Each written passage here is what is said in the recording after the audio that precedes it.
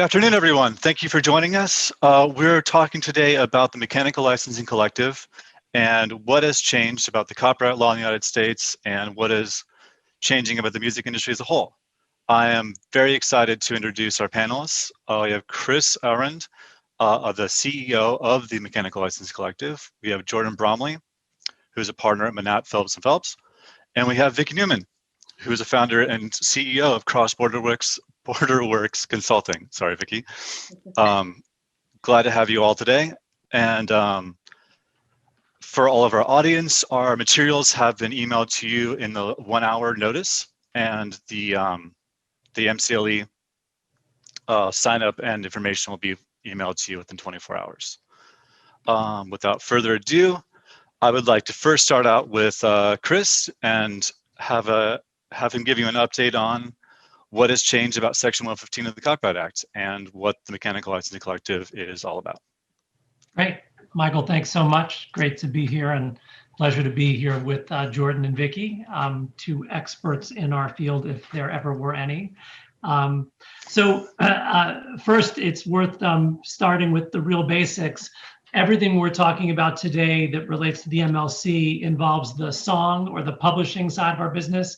It does not have anything to do with the sound recording side of our business. I know for many of you, you may not make that distinction in your day-to-day life because you work on one side or the other, and it's just important to anchor ourselves on the right side of the business before we get into any details. So on the song side of the business, we are talking about mechanical royalties, the royalties and the rights that are required for someone to reproduce and distribute a song or a musical work. And up until the MMA passed, the way that mechanical licenses were secured, the way those clearances were secured, was on a work-by-work basis and a share-by-share basis. For any of you that work in pop music today, you will no doubt know that some of the most popular pop songs can have upwards of a dozen writers, and in some instances, many more than that. And in each one of those instances, each writer who has a share of that work, in the old days, would need to enter into a license in order for someone to use that song, even if the song was recorded by an artist and was viewed by the market as a single thing. All of the writers had to provide their clearance. What that meant in the digital space was as digital exploded, the business shifted to digital, and we see now unlimited inventory space, right? In a digital world, there are no shelves and no physical limits on how many tracks can be in a digital store. The largest services in the US have upwards of 70 million or more tracks available on them at any given time. And all of those feature songs, and those songs have to be cleared. So as the business shifted to digital, what we saw was the digital services struggling more and more each year to secure the clearances they needed for all of the songs on their service, from all of the songwriters or publishers, and then a failure to pay the royalties to the right person. That is essentially the dynamic in the market that led to the passage of the MMA. And one of the things the MMA did was it established a blanket compulsory license available to digital audio services for their US operations that essentially meant they no longer had to clear each song on a song-by-song, share-by-share basis. They can now go to the MLC, send us a notice of license, and if it complies with the statute and their uses fit within the parameters of the statute, they can essentially license and use every song that exists in the world on their service without having to clear individual rights with individual rights holders. So that, no doubt, is a huge improvement for the services. You might be asking then, well, what's in it for the rights holders? Because of course, the problem itself was really impacting rights holders. They were the ones who were not getting paid. And that's where the MLC comes in. Congress envisioned creating a central organization, now known as the MLC, referred to in the statute as a Mechanical Licensing Collective, that would essentially act as an intermediary and would be the exclusive administrator of this new blanket license. So the MLC's role now is to work with all of the digital services that operate under that blanket license to receive the data from their uses for their services on a monthly basis, and all of the mechanical royalties that would be due under those blanket licenses. to then match all of those uses to the song data or the musical works data that we have compiled in the database that we have established and are maintaining. And then once we make those matches, to use that information to then pay out the rights holders. So we become a centralized source of payment for all rights holders for this set of revenue, this mechanical royalty stream. So I think that gives you enough of an overview, Michael. I'll hand it back to you. No small task, to be sure. With the wide variety of revenue streams available in music, I think it's worth touching on what exactly the MLC does handle and what it doesn't. Yeah. Yes, and this is a subject that comes up every time we talk about the MLC, because in order to understand what the MLC does, you really have to have some understanding of what other rights exist. So I'm going to share my screen and show a couple of slides that will help in that regard. And this is all information you can find on our website as well. But first, what does the MLC do and what does it not do? So again, on the left side, we have established and are maintaining a public database of musical works ownership information. That's the information about who is entitled to receive mechanical royalties on the songs that are in those tracks available on digital audio services. We administer this new blanket license. And again, that license is available to eligible digital audio services for their US operations. So think Spotify, Apple Music's streaming service, could also be their download service, but not video only services. And a company like YouTube that offers, or Google that operates both an audio service and a video service, they're eligible for the audio service, but not the video service. So it gets a little bit complicated, but again, it's always audio. We receive and match that sound recording data with the musical works data. And then through the making of those matches, we're able to distribute the mechanical royalties that we've collected from those services. And this is a key point. Even though the license, the blanket license, is only available for services to cover their US operations, because we know we operate in a global market today, there are tracks on US services today that feature songs written by songwriters all over the world. So we are paying out royalties to individuals and organizations all around the world. In fact, today already we have 57 foreign CMOs, collective management organizations, mechanical rights societies is another way to think of them, that collect mechanical royalties in other countries on behalf of their members. And those 57 organizations represent rights holders in 100 countries. So we are actively paying people all around the world. On the right side, what we don't do, this is sort of a hit list of all the other revenue streams that your clients may need to think about when they're thinking about whether or not they're getting paid properly. We don't administer performance royalties. So on the publishing side of the business, that's the other big revenue stream. The performing rights organizations that you no doubt are familiar with administer those rights. These are organizations like ASCAP, BMI, CSAC, and GMR. We do not administer digital performance rights. That's sort of the performance right counterpart on the sound recording side. Though on the sound recording side, those performance rights only exist for digital uses, not for traditional terrestrial uses on radio, terrestrial radio. The organization that administers those royalties is SoundExchange, an organization that we are similar to in many respects, in that we administer that royalty stream for the entire industry. But again, they're on the sound recording side, we're on the song side.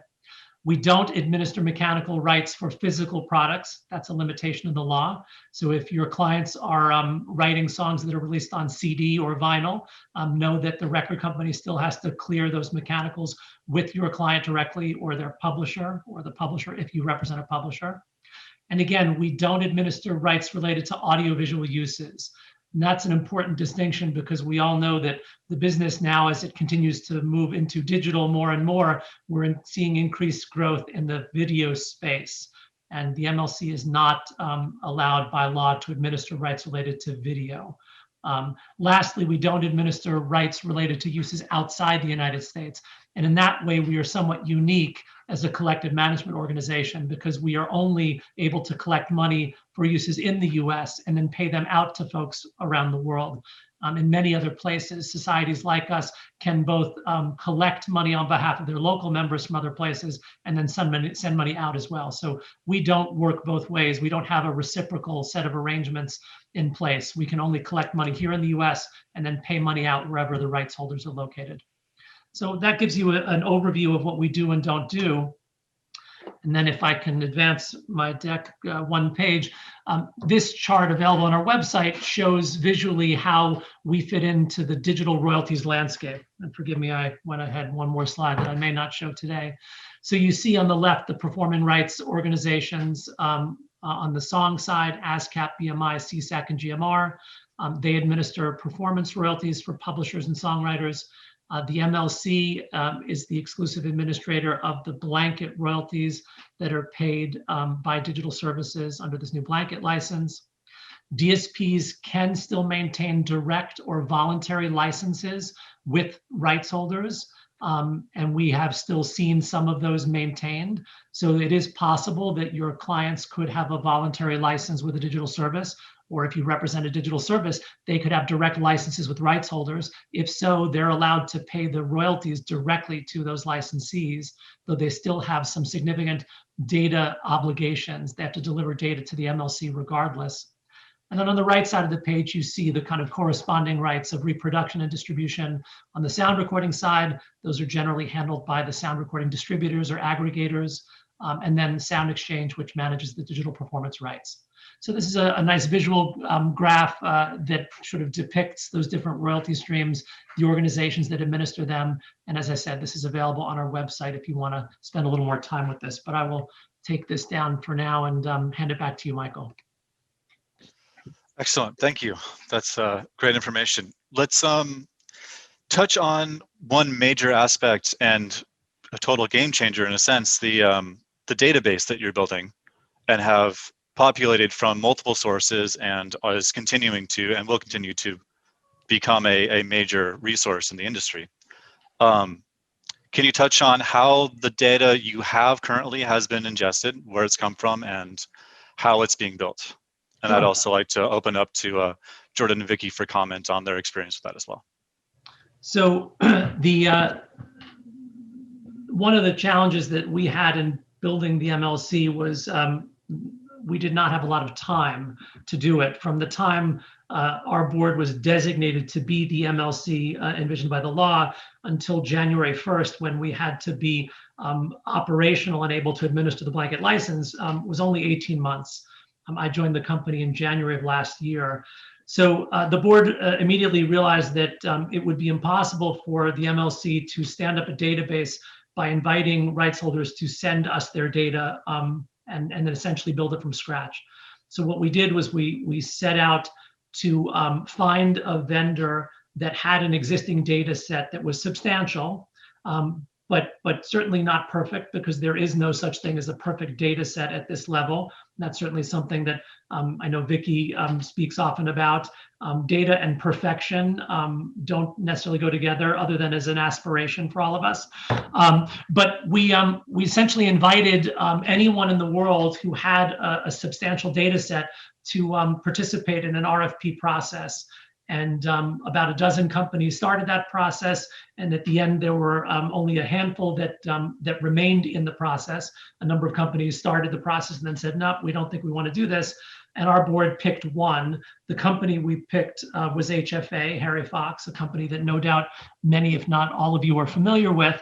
And they were chosen in part because they have a substantial data set that was being used already in the industry, specifically for clearances of mechanical rights. HFA and Music Reports were two of the primary companies providing these administrative services to digital service providers before the MMA. And so we started with HFA's existing data set. And then as we've launched our database since the beginning of the year, we have now shifted to relying on members, rights holders, to submit both changes to their data where there were issues and then new data where they have new works. And that is the only other source of our data, and really now the primary source of our data. So we believe that once we got that initial data set up, the best sort of data, source of data, was the rights holder. And that is going to be our source of data on an ongoing basis. because our data is publicly available, that allows us to really view the data set as an open source platform, right? The data is all of our data, and it reflects the best view that all of us have of the data at any given moment. And more importantly, for you or your clients as stakeholders, if you are a member of the MLC, the data should reflect your best view of your data. And that is a real change from the way the industry worked historically. Historically, private companies would assemble data sets, and they were obviously trying to assemble accurate data sets, but the data represented their best view of what the data was. And what rights holders often struggled with was reconciling what those others thought the data was with what they thought it was. And that can be particularly frustrating when you're the writer and you know you have a 50% share, but you see someone say you only have a 25% share. Right? And you say, I know, I was in the room, I have the agreement. So our approach is to source the data from the rights holders, and in that way, open up the platform and the data to everybody. The law requires that, and we've certainly embraced that. So I'm going to pause and let Jordan or Vickie jump in, because I know they both have thoughts about the data set, and it is a work in progress, but it is a work in progress now that is almost 20 million musical works strong and growing every day. Well, I think it's exactly, this is exactly the way we need to frame the data, is that it is a work in progress. It will always be a work in progress because new music is being released every day, like 60,000 songs a day being uploaded to Spotify and Apple. But shares change all the time. People are constantly renegotiating, selling writers' shares, selling entire publishing shares, artist shares, catalogs. And so it's just a constant state of evolution. Before the MMA and before the MLC was in place, one of the things that we did to try to measure success, it was really around the risk of the licensee, and that people would go to MRI or HFA and say, what's your percentage matched rate? Then that's translated into what is my risk as a licensee. And I think now we're moving beyond that, which I welcome, because I feel like there's been pressure to try to present to licensees a more perfect view of this data than it really was. And it wasn't really until I started doing a lot of traditional synchronization licensing. I do all the licensing for Beat Saber, the game, which is owned by Oculus. And when you get into the granularity of publishing, you see it. You see how many of these things are wrong. And I look at, when I looked and I'm trying to validate shares on publishing, I look at PRS, I look at MRI, SongDex, I look at SongView, and sometimes it's wrong everywhere.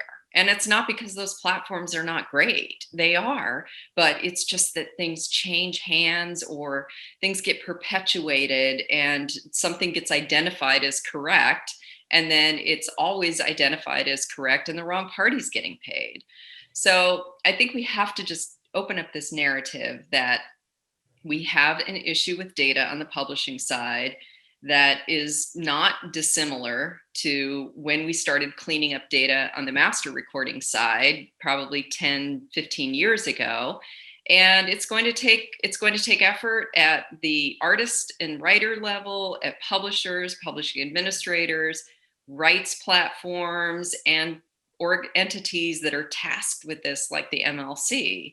And I've always felt like, even if everything fails with the MMA, if every single thing failed, the one piece that we have is an open, publicly accessible database of authoritative data that is hopefully being vetted and cleaned up by the rights holders themselves. And I feel like that in and of itself is an enormous change in the industry. We haven't quite seen the impact of it, but I have full confidence that it's going to be a really positive change. And I also have, for Kris, I also don't think that everything else is going to fail. But that was my attitude at the beginning of this, is that if we can just hang on to that one piece, it's going to be a monumental change for the industry.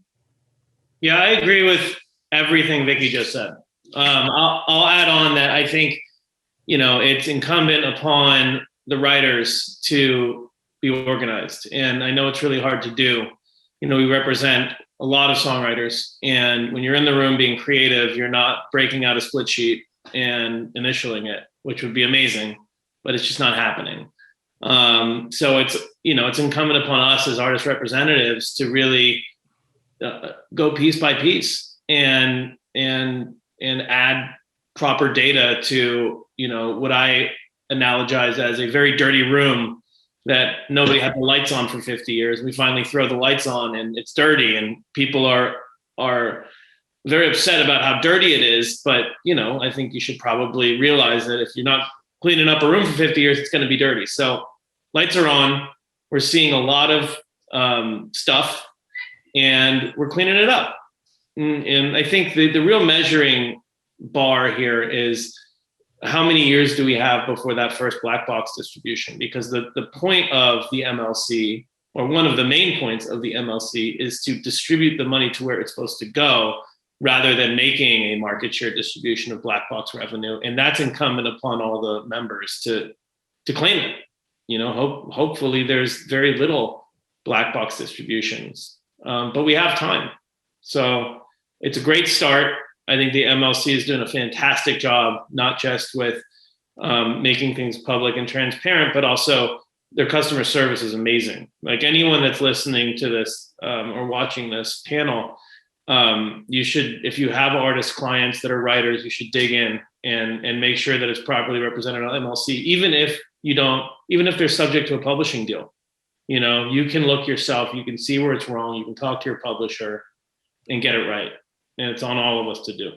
I think that's an excellent point, because I think so many people, writers and sometimes their representatives, they conflate getting something registered with ASCAP or BMI with the mechanical side. And, there's $424 million right now that has been taken off the DSP's books and into a pot. And we have now a couple of years to be able to go in and get all of this right and get the right people paid. And, another thing that I think everyone needs to be aware of is that this same dynamic, this is not unique to the US. The solution of the MLC is, but this is happening all over the world. And it's because the master recording is what's being used and monetized in services. And then the publishing comes afterwards, and these things have to match up. The difference between the US is that the DSPs, it was incumbent upon them to escrow and hold the money for publishing, and that has now been taken off their books and put into this $424 million pool outside of the US. That money's being collected, and it's sitting at the collectives. And so, I hope that because of the passage of this law and the establishment of the MLC, that we can also start having data exchanges between the US and all of these other collectives around the world to also clean up and get the data correct, so that people are getting paid not just in the US on mechanicals, but everywhere else in the world. On that note, Vickie, I think it's worth sharing as well. There's so many interesting aspects of the law and that now really define how we operate. But another requirement of the law was that the MLC make its data available not only for the public to freely search and to search for free, but also to make the data available in its entirety for bulk download by anyone who wants it, at a nominal charge that essentially reflects the actual cost of us to provide it in that way. For us, what that has meant is for $100, you can sign up for that bulk download program, and that covers your first month of downloads. And then every month after that, it's $25. So for the price of a relatively inexpensive lunch for two in Beverly Hills, you can have a weekly copy of all of the data in our database as it's updated real time. And we know that dozens and dozens of organizations have already begun accessing that data. That means that the MLC data will not only be useful for the MLC, but it has the potential now to be leveraged by organizations and companies, even sophisticated individuals around the world for any number of purposes. So again, every society outside the US today has the ability to access the entire data set that the MLC has assembled for pocket change and to use that to help make their data better. Other companies that administer rights have the ability to access that data. Companies that are looking to offer new services related to data can use our data as the basis for their businesses. That's a really powerful thing that we now can do. And we talk with a lot of companies every week about the possibilities of that. In this way, we think of ourselves as the data equivalent of venture capitalists. We don't have money to invest, but we've got a really amazing data set. And we can essentially invest that data set in your business and help you connect with it to use it in really interesting ways that will not just help your business, but hopefully elevate the industry overall and serve rights holders. So that's something that's also, I think, a really interesting feature of the law. But I would say this for all of you that are here today, and I might go ahead and try to share my screen once more to show you this. If you go to our website, www.themlc.com, on the top right, you'll see this public search button. You click that button and now you're here. And literally all you have to do is type in a song, any song in the world, and you will see whatever data we have on that song in the database. So, and I was typing and I got different results, but I meant to say luck B, A lady. Whatever we've got, you will see that. The good, the bad, the ugly, it's all there. If you look down the list and you see total known shares are 50%, that means that some portion of that song has not been registered, which means we can't pay 100% of the royalties out for that song to the writers for that song. If your song doesn't show up, if you can't find it, then that means it's not in our database, which means it's unmatched and we can't pay you. So right now, today on the database, anyone can go and search for a song and immediately see whether it is fully payable, partially payable, or if it's not there, it's not payable. That level of transparency, I think, is incredibly transformative for the industry and for you as representatives, because you can now find out for yourself if things are working, or at least see some pretty significant clues about whether it's working or not, simply by looking to see if your client shares are registered. And then Kris, did I see that right? That there's 832,000 Luck Be a Ladies in your database? Potentially. Again, the search really is designed to refine. So from there, you would then refine by a writer name. We could do this real time. We could pick a random song and look for it and find it. Happy to do that. But the idea is the search allows you to find that needle in the haystack, that particular song, and then to see how it was set up and immediately be able to determine, is your client set up to be paid on that song or not? And it's as simple as that. If your share is not registered, we can't pay you. And I want to make a connection between what we're just talking about now and the $424 million in unattributed, is that if you look up a song and you see, oh, there's 40% that's registered and that's associated with this master recording, that other 60%, that is money that goes into unattributed, and that goes into that big black box. And we want to reduce that amount. There was someone who posted a question, black box revenue. And so I want to make sure everyone understands that this isn't just binary, that there's a song and there's 0% on it. And so nothing is being collected. It's fragments. And so even if it came down where there's 98% of a song that is associated, that has the publishing assigned to it, if there's 2%, that money is not going to that writer. And over the course of time, especially when you think about the volume that is happening in Apple Music and Spotify and all of the other on-demand streaming services, a 2% share of publishing over the course of time, if you get on a playlist, you get on something where there's a volume of usage, that's meaningful revenue for your clients. Yeah. On that note, the flip side is if 50% of the work is registered, we pay royalties to those folks for the 50%. So it's not like we hold the money until 100% is claimed. And on that note, I mean, Vickie is right to focus on the 424, but since we've launched and begun administering the blanket license, I can tell you that we've got almost $15 million in royalties for unclaimed shares that we can't pay out for uses since January because the works are not fully registered. So again, this is real, the money is real. We're transparent about that. We don't hide those numbers. We talk about them every month. We tell our members every month what they are. That's why going to the database is so valuable, because you may stumble on something for your client that shows that there is money they're not getting paid or their publisher's not getting paid. And making that connection will ensure that that piece of unclaimed money now gets claimed and paid. One other thing to note, and it's another feature of the law, we're required to accrue interest at a rate that's specified by the law, so that as we hold that money, it accrues interest. And when we do ultimately pay it out, we can pay it out with interest. So that is a nice benefit, but I don't want that to provide any sort of incentive to anyone not to dig in. The sooner you register, the better. You don't want to be the last person to register, because what often will happen is if the splits are not all agreed, some folks will register shares before you that leave you with less than you thought. And while there are ways in the short term that we can help facilitate a resolution of that through credits and debits, the bottom line is, and you all know this, you don't want to be in a position where you are owed money and someone else got it.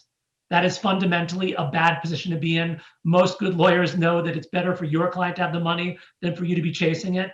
This is the same thing. So register your shares early, make sure they're accurate, and that ensures that you'll get paid properly and you won't be stuck at the end potentially having to fight to get something corrected in order to get your share. Thank you. Let's see, I would like to pose a question to all three of you about what kind of maybe historic rights issues that we've been dealing with, that you've experienced in the past, you've already kind of seen eliminated at the least, or ideally resolved, or have begun to be resolved. Well, we were one example that Jordan and I were talking about out of kind of passion as fans, but is some legacy hits that were released years ago. There's one album in particular called 3 Feet High and Rising by De La Soul. That is one of my favorite all-time albums, and it was released in the 90s, has tons and tons of samples. Who knows what, if any, paperwork was ever there. That catalog just changed hands. It's on Tommy Boy. So Tommy Boy was just sold to Reservoir. But that's a really good example where that album is as current and relevant now for musically as it was in the 1990s. And I realize there's probably people on this call that weren't born when that album was released, which makes me feel really old. But it has never been released in any form digitally, legally. You could buy it on a CD because all of those rights in the olden days, with physical distribution, those publishing rights were able to be passed through from the label. But in a digital world, the rights are divided up between publishers, and there's risk. There isn't the right paperwork, and that entire work has not been released digitally at all. And so, some of these things are probably due to just contracts and past money and things that weren't put into place because people couldn't foresee this. But I still believe that by better data and better systems and more transparency and being able to actually say, yes, we already have in the first half of 2021, we already have $15 million that can't be attributed. That's really powerful. And this is happening all over the world. It's just these entities, SoundExchange and the MLC, are really the only two that I've ever seen that raise their hand and say, we have money. We have your money and you need to come and get it and you need to register for it. But I would love to see this as a going forward basis, we have new releases coming out into the ecosystem all the time that don't have publishing sorted. And we have releases going back in time that just have never really been cleaned up to the point that there's the ability to put them out digitally. And we're at the beginning stages of starting to address both of those. There's also, what we've found is there's some issues with releasing artists through like TuneCore or DistroKid who just don't understand songwriting. They think that if they cover Harvest Moon that they've written it. So we're seeing a lot of 100% owned Harvest Moon songs that are Neil Young covers, but listed as random kids who don't understand how copyright law works. So there's that as well. But I agree that I think having a price tag on the I don't want to say negligence, but just the kind of lackadaisical attitude of confirming and registering splits will help incentivize folks to do it faster. I think, for writers, the system's kind of stacked against them because, as you said, Vickie, this is something someone has to do in every single country of the world. And if they don't, it gets redistributed to people that didn't earn that money. So it's a gargantuan task for songwriters to properly organize and register their splits throughout the world. So what we're doing here in the US, hopefully will be a beacon to others. Or there could be some sort of combined database that you put it in once and it spreads out to the different CMOs. But it's really a step in the right direction, I think. And while people, I think, are frustrated because they're just now learning how it's worked for the past 40 years, that shouldn't affect the fact that we're changing it now, right? Hopefully the frustration turns into inspiration to work harder and get this thing right, because once you get it right for history, then it's just getting it right moving forward, and it's a lot cleaner. It's easier to stay clean when you clean up already. So yeah, and I think your point is extremely well taken about the independent artists. I always tell my clients, they say, "Oh, look, we're just going to let these independent artists upload their music, and they'll rep and warrant that they wrote everything, and then what shows up is a cover of Purple Rain and and Harvest Moon, and there you are." But the independent artists and independent labels are by a very long measure the fastest growing segment in our industry. And it isn't just volume of music being released, it is usage. And so this is a phenomenon that we can't just say everything's on UMPG and Warner Chappell and Sony Music Publishing and their data's pretty good, so that's the vast majority of everything, and the rest of it's just too complicated and too costly to try to fix. It is incumbent upon all of us to recognize that those independent artists and the artists that are on independent labels and independent publishers represent the future of this industry. And we have to build for that. We have to. Amen. I'm with you. I'm preaching. I love it.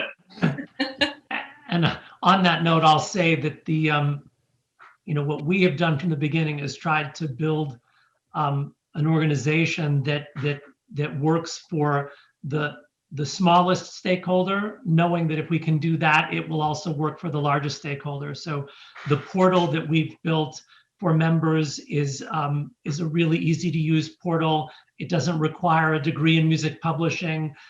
We try very hard in all the materials that we put out to simplify things as much as we can. It's not a simple area, but we put a lot of effort into the educational materials we create. And as Jordan mentioned, we have a really large support team. We have more than 20 full-time employees of the MLC whose sole job is to answer the phone, respond to emails, or respond to chats in the portal. And they do that 12 hours a day, Monday through Friday, 12 hours a day, and 9 hours a day on Saturday.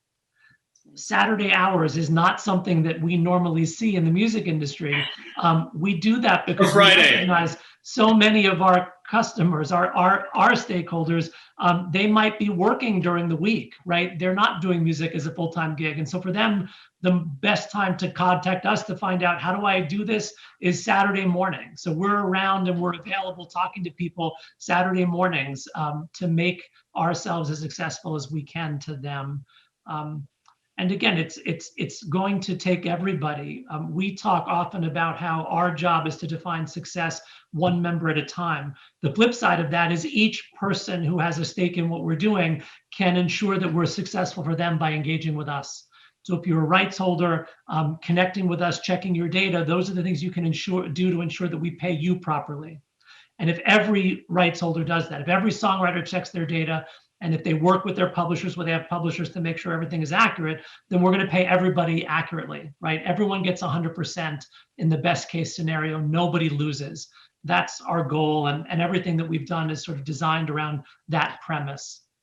I do want to add one other thing though, Michael, because you were saying, what do we see in terms of the data? And one thing I will mention, and this speaks to maybe the other side of the business, is because publishing is a fluid business, because rights don't typically sit with one entity for 50 plus years the way that they do on the record side of the business, what we often see are songs that get left behind or things that get missed as rights move from rights holder to rights holder. So, if you think about a catalog, and maybe it started with one company, it moved to a second, maybe it's now gone to a third, or it's with an administrator.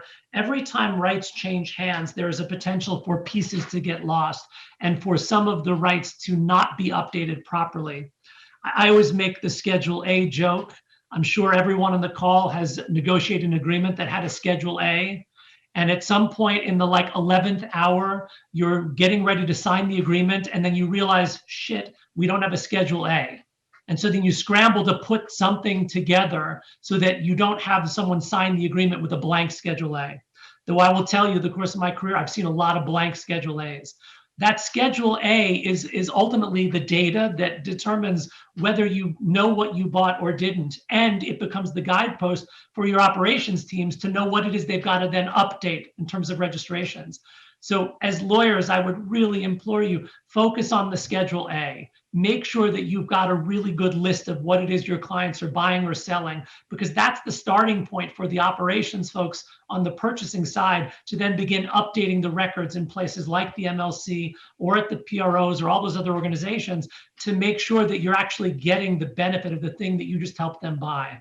And if you're not focused on that, you are inevitably leaving money behind.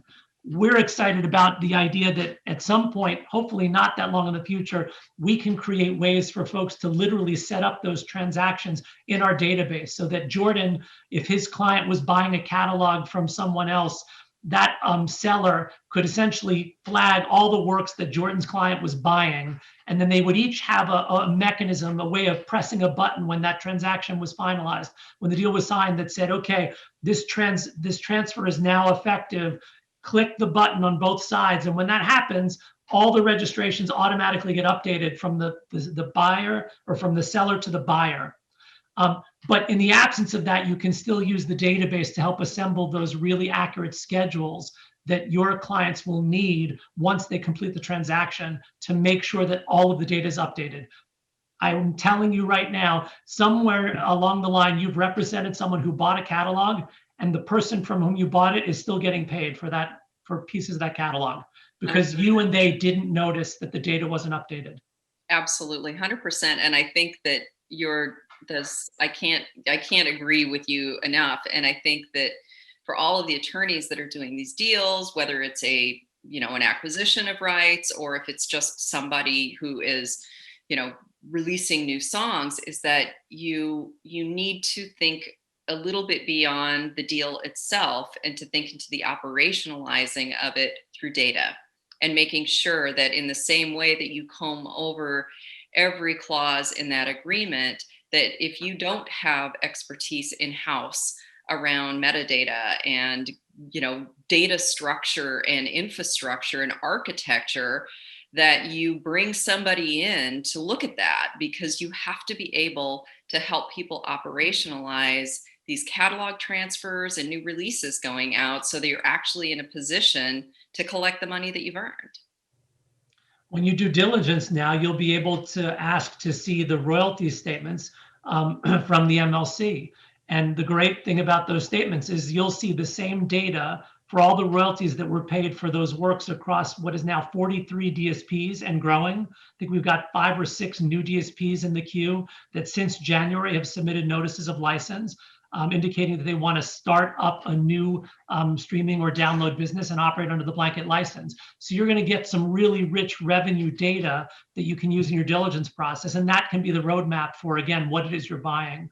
So that's another benefit for lawyers to think about now that that you're doing transactions in the post MMA and post operations, MLC operations world.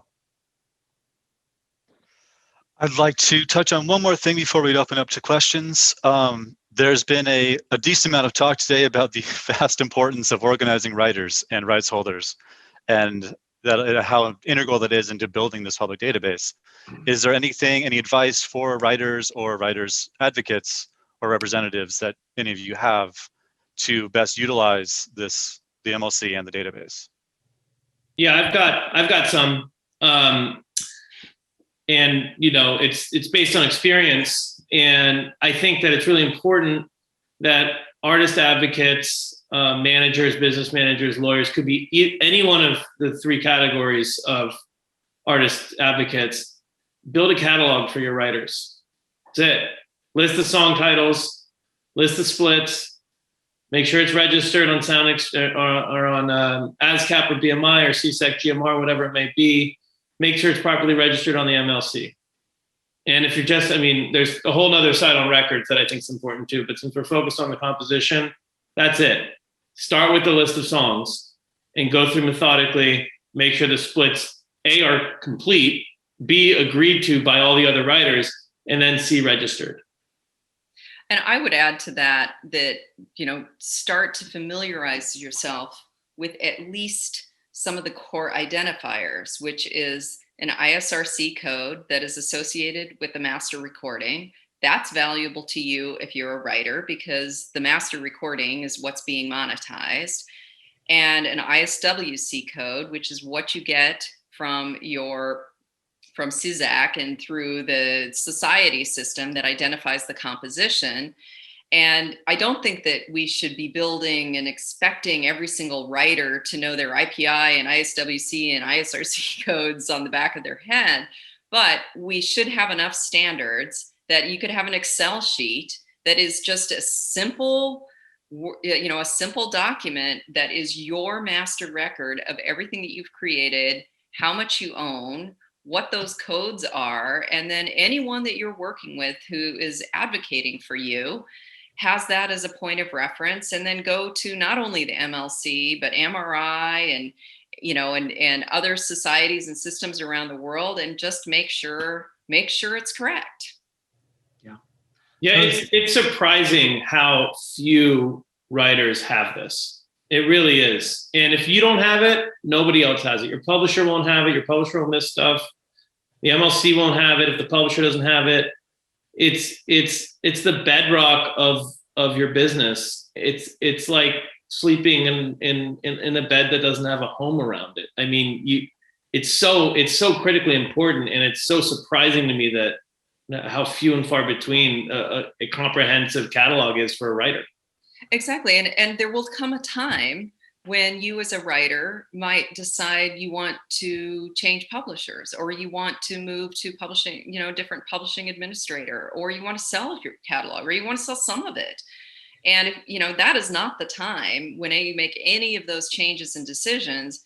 You don't want to be relying on somebody else to give you accurate information about what your assets are. You want to have that, and you want to be in control of it so that you are empowered to, again, collect money and have some freedom of who's working on your behalf. Or to have someone tell you, I'm not going to pay you full value because it's a mess. Yes. Right? It's like when you go to buy a car, right? If you buy a used car and someone can show you all the receipts from the oil changes they had through the life of the car, you're like, all right, I'll pay you for that. But if you're like, oil change, yeah, I think I got one of those a couple of years ago. You're like, okay, I'm going to knock a little off because something doesn't feel right here.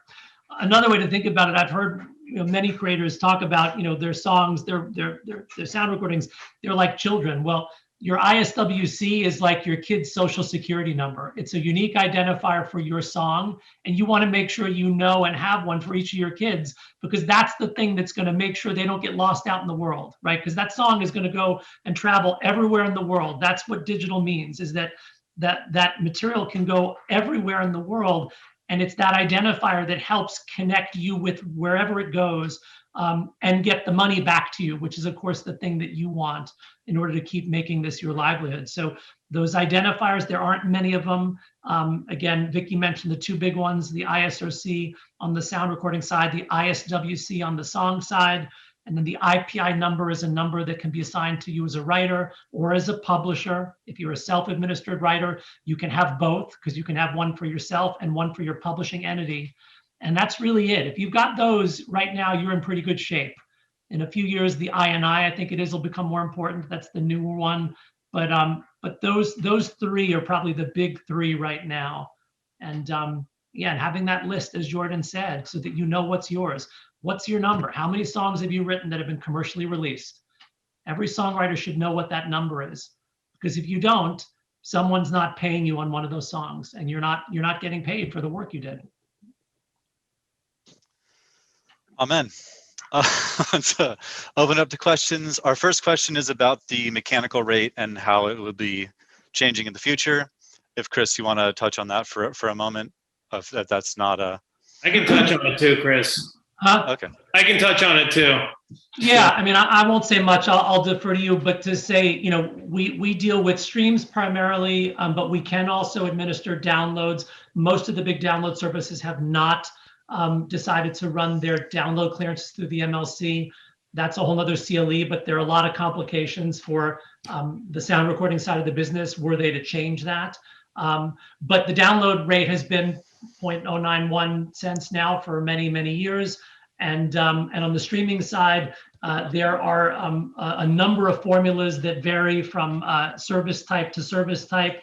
And each one of them has a slight nuance, but they all kind of start by calculating an all-in royalty pool, meaning the royalties that are due in any given month for that particular service offering on a service. And then that all-in pool gets divided between performance royalties and mechanical royalties, which are the two royalty streams for songs that we touched on earlier. And then the mechanical royalties that are left become the payable pool. And we then allocate that payable pool across all of the plays on that service offering for that DSP in a given month.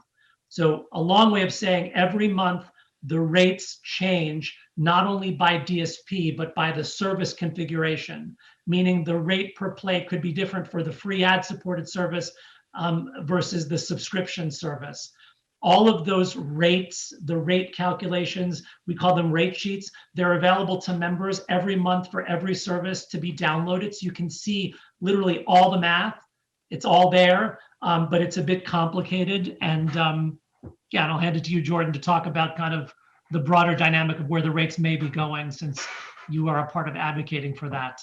Yeah, sure. I mean, there's something called the Copyright Royalty Board that every 5 years decides what the rate will be, and I think we're in CRB 4 now, and they started over. It hasn't been 20 years; it's been longer than that. But CRB 3 is under appeal, so it hasn't been set yet. But the rates for CRB 2, which was up until I believe 2018, there's a headline rate of 10.5 cents on the dollar and an effective rate of just over 13 cents on the dollar that would go to both the mechanical and performance, and they were basically equally split. Music Modernization Act, another thing it did, which I thought was awesome, was it changed the evidentiary standard for setting the mechanical rate. So that should hopefully get us a little bit more in this new proceeding. It's super complicated, changes every accounting period, like Kris says, and there are royalty calculators online that you can find. Some are better than others. The best one I found is an Audium one. I've checked that against a lot of other like I've sent it to other publishers and asked if it was accurate, and they said it has. It is, and that goes month by month and just shows you your mechanical rate, or the mechanical rate. I believe it's Spotify, which is the biggest compulsory DSP. Apple generally goes direct. So yeah, I mean, it fluctuates, but right now it's around 13.2% at Spotify and 13.5% at Apple in the US. Thank you. That's great. There's two questions that are kind of similar, so I kind of group them together. One's asking how you deal with terminated grants. And so in general, copyright changing hands. And another, how do you deal with conflicting claims of authorship, which we've touched on a little, but if you want to elaborate on, that'd be great. So I'll start with disputes in general. We have a dispute policy that we published on our website. Certainly makes for good reading for lawyers, maybe not so much for lay people. But the gist of the policy is where a member brings to us a claim that suggests that there is a conflict between members. So let's say Jordan's client wrote a song and Vickie's client claims that they also wrote that song. If Jordan's client claimed 100% of the work and Vickie's client thinks that they're entitled to 50% of that, Vickie could contact us and say, hey, there's a problem here. My client co-wrote that song. They're entitled to 50% of the royalties. And if we believe that the evidence that they've submitted to us in the form of substantiating documentation suggests that a dispute exists, then we put the royalties on hold. That all happens pretty quickly. Our threshold is to determine if that documentation supports that claim. We're not assessing it. So if someone submits an agreement to us that suggests that they've got a share of a work, we're going to look at that and say that looks to be an agreement. We're not going to research that and determine whether it's valid under whatever law. We may not be able to tell if it's still in effect or not, but we're going to essentially let the parties provide that information. And if we think there's a valid dispute, we put the money on hold.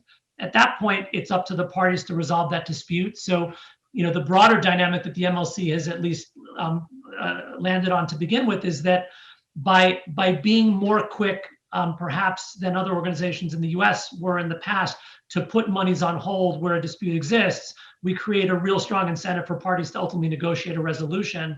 And then once they've negotiated a resolution, we will implement that resolution.